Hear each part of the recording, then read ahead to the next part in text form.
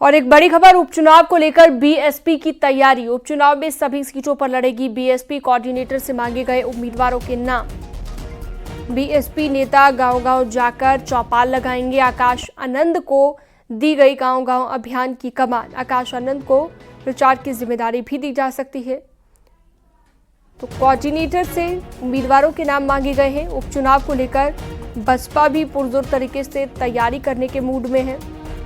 हालांकि लोकसभा चुनाव में अच्छा प्रदर्शन नहीं देखने को मिला, बावजूद इसके एक बार फिर चुनावी मैदान में बसपा उतरेगी। अलाउद्दीन इस पर ज्यादा जानकारी देंगे।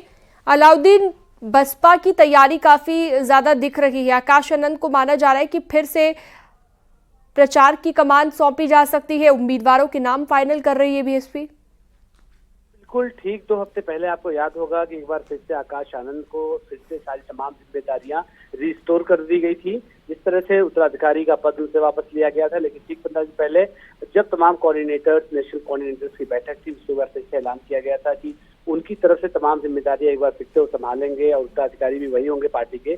तो ऐसे में कोऑर्डिनेटर से नाम मांगे गए हैं बाई इलेक्शन के लिए।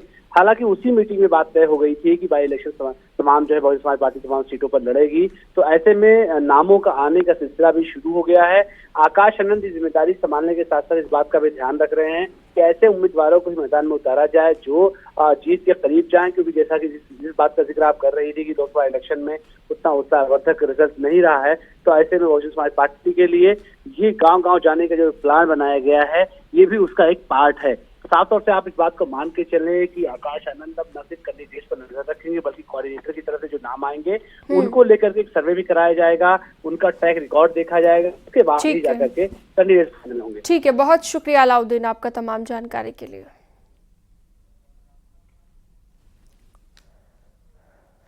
लोकसभा चुनाव में उम्मीद के मुताबिक रिजल्ट नहीं आने के बाद भी बीजेपी एक बार फिर से अब दलितों को साधने और फिर से अपनी पकड़ मजबूत बनाने की कवायद में जुट गई है।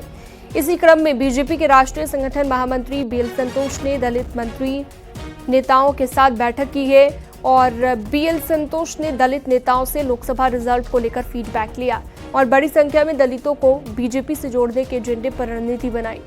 बताया जा रहा है कि दलितों को बीजेपी से जोड़ने के लिए विशेष अभियान चलेगा और दलित मंत्रियों और नेताओं को अहम जिम्मेदारी सौंपी जाएगी।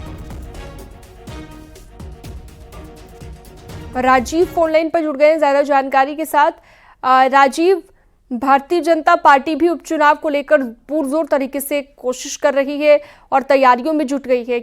बीजेपी एक खास अभियान भी चलाने जा रही है, क्या जानकारी इस अभियान को लेकर? राजीव, देखिए, बीती लोकसभा चुनाव में बीजेपी को अपेक्षा के अनुरूप परिणाम न मिलने के बाद अब उत्तर प्रदेश में एक अहम बैठक की जा रही है। इस वक्त खुद बीजेपी के राष्ट्रीय महामंत्री संगठन बीएल संतोष उत्तर प्रदेश के नेताओं से फीडबैक लेने के लिए 2 दिवसीय दौरे पर पहुंचे हैं। आज दूसरे दिन उन्होंने सबसे पहले उत्तर प्रदेश में दलितों की नाराजगी के मुद्दे को लेकर उत्तर प्रदेश के सभी 7 दलित मंत्रियों और SC/ST मोर्चे के पदाधिकारियों के साथ एक अहम बैठक की है, जिसमें उन्होंने सबसे पहले दलितों की नाराजगी के कारणों को पूछा है और उसके बाद किस तरह से अब दोबारा उत्तर प्रदेश में दलितों को बीजेपी से जोड़ा जाए, किस तरह से उन्हें जोड़कर आगामी चाहे विधानसभा उपचुनाव हो उसमें बीजेपी की जीत दर्ज की जाए या फिर आने वाला 2027 का चुनाव हो उसमें बीजेपी को एक बार फिर पूर्ण बहुमत की सरकार बनाई जाए। इस मुद्दे को लेकर एक अहम बैठक की है, जो बैठक अब खत्म हो चुकी है और एक एक करके जो मंत्री हैं वो बैठक से बाहर निकल रहे हैं। अब से कुछ देर पहले हमने